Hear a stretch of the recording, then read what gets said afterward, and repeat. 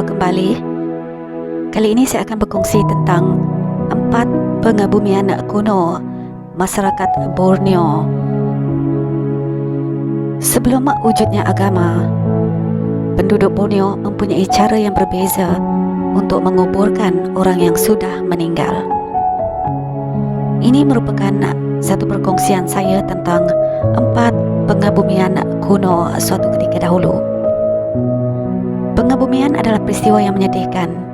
Kita bukan saja mengucapkan selamat tinggal kepada si mati selama-lamanya, tetapi hanya kenangan dengan mereka saja menjadi peringatan sehingga akhir hayat masing-masing. Kini kita sudah biasa melihat pengabumian cara Islam, Kristen, Hindu, Buddhis dan sebagainya. Tetapi sebelum wujudnya agama di kalangan masyarakat Borneo, masing-masing mempunyai cara berbeza untuk menguburkan jenazah. Yang pertamanya adalah untuk sesetengah kaum di Sabah, yaitu pengabumian dalam tajau.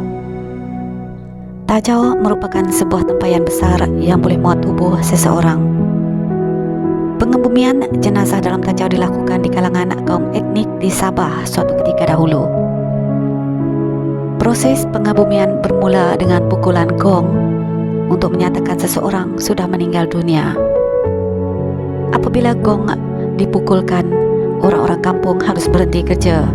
Jika tidak, mereka akan didenda, yaitu harus memberi seekor khinzir kepada keluarga si mati. Mayat akan dimandikan, dipakaikan pakaian yang cantik, lalu didandan dan diletakkan di rumah keluarga si mati untuk diberikan penghormatan terakhir. Setelah 2 hari, mayat akan dimasukkan ke dalam sebuah tajau yang ditutup dengan papan. Sebuah lampu kecil akan dinyalakan di atas untuk mengusir hantu-hantu yang ingin mengganggu mayat. Pada hari yang sama, tajau akan dikeluarkan pada 12:30 malam untuk meneruskan upacara di mana ahli-ahli keluarga si mati akan mengelilingi tajau sambil menangis. Pada hari terakhir, ahli-ahli keluarga akan bersukaria sebagai tanda penghormatan kepada si mati yang masih berada di rumah. Keesokan harinya pula, tajau tersebut akan dibawa dan diusung menggunakan usungan kayu. Ahli keluarga akan menangis sepanjang waktu sebagai tanda mengucapkan selamat tinggal kepada roh si mati, serta berharap agar rohnya akan selamat sampai ke alam seterusnya. Tajau ini akan diusung ke tapak pengabumian kekal dan gong akan dipukul sepanjang masa sebagai tanda penghormatan. Tajau juga akan dihias dengan manik berwarna-warni dan kayu penutup akan diukir dengan corak yang cantik. Setelah 4 hari, proses terakhir adalah di mana ahli keluarga akan menyalakan 3 bara api. Api ini akan dikawal untuk mengelak roh meniupkan api, kerana ia dipercayai jika api itu ditiup, ia akan membawa malapetaka kepada keluarga si mati. Bagi pengabumian yang kedua adalah kaum dusun Sabah, yang mana ini adalah pengabumian di dalam keranda kayu balak yang biasanya akan disusun di dalam gua, khususnya di Gua Kinabatangan. Antara pengabumian paling kuno di masyarakat Malaysia, upacara pengabumian ini wujud sejak 600 sehingga 900 tahun dahulu. Selain orang-orang kampung di sekitar Kinabatangan, pengabumian ini juga dibuat oleh sub-etnik Idahan dan sungai daerah lain seperti Guna, Semporna dan Lahad Datu. Kayu balak yang diperbuat daripada kayu belian dan kayu merbau akan digunakan sebagai keranda dan akan diletakkan di dalam gua. Keranda-keranda itu akan disimpan di gua seperti Gua Supu, Miasis Darat, Agup Batu Tuluk, Agup Sarupi dan Gua Gomantong. Kesemua gua ini diletakkan di bukit yang tinggi dan curam. Menurut kepercayaan orang dahulu, kawasan yang tinggi adalah simbol status sosial si mati yang biasanya dari golongan bangsawan ataupun merupakan seorang ketua kampung. Oleh itu, sesiapa yang berada di kawasan atas, mereka berstatus tinggi. Untuk mereka yang dikebumikan di bawah, mereka dari status yang rendah. Yang ketiga adalah kaum Melanau Sarawak. Ini adalah pengebumian Jerunai suatu ketika dahulu. Pengebumian dalam Jerunai hanya untuk golongan aristokrat ataupun golongan bangsawan. Ianya tidak dilakukan kepada masyarakat biasa. Jerunai merupakan satu tiang pengebumian berbentuk bulat dan ketinggian yang boleh mencecah setinggi 12 sehingga 15 meter.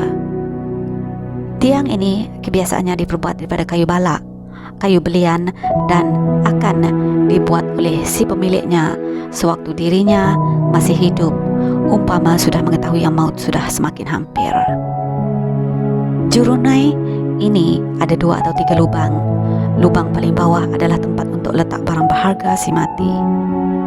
Mayat akan disimpan di dalam sebuah tempayan besar dan dibiarkan mereput secara semula jadi sehingga meninggalkan rangka-rangka. Tempayan itu kemudian dipindahkan ke dalam satu lubang yang terletak di bahagian tengah Jerunai. Ini akan menjadi tempat persemadian kekal si mati. Untuk lubang ketiga dan teratas, seseorang hamba akan diikat dan dibiar tanpa makan dan minum sehingga hamba tersebut mati. Tujuan pengorbanan hamba adalah untuk menemani si mati ke alam kematian. Yang keempat dan yang terakhir adalah kaum Kelabit di Sarawak, yang mana ini dikenali sebagai pengebumian berkembar. Suku kaum Kelabit mengamalkan bentuk pengebumian premier dan sekunder yang tidak terdapat di antara jiran orang ulu mereka. Semasa pengebumian primer, sebuah tempayan digunakan sebagai keranda. Bahagian atas tempayan akan dipecah sekitar 3/4 dari ketinggiannya di bawah leher. Mayat akan diletakkan dalam tempayan dalam keadaan duduk dengan tangan dirapatkan ke dada. Tempayan itu kemudian ditutup dengan bahagian atas yang dipecahkan dan diikat dengan beberapa helai rotan. Jika mayat terlalu besar, sebuah bakul khas yaitu kelimeng yang diperbuat daripada kulit pokok digunakan untuk memanjangkan ketinggian tempayan tersebut sebelum ditutup dan diikat dengan selamat. Tempayan ini akan disimpan di kawasan rumah panjang dan sebuah lubang akan dicucuk di bahagian bawah tempayan untuk disambung ke bulah besar. Ini akan dicucuk ke dalam tanah untuk mengalirkan cecair.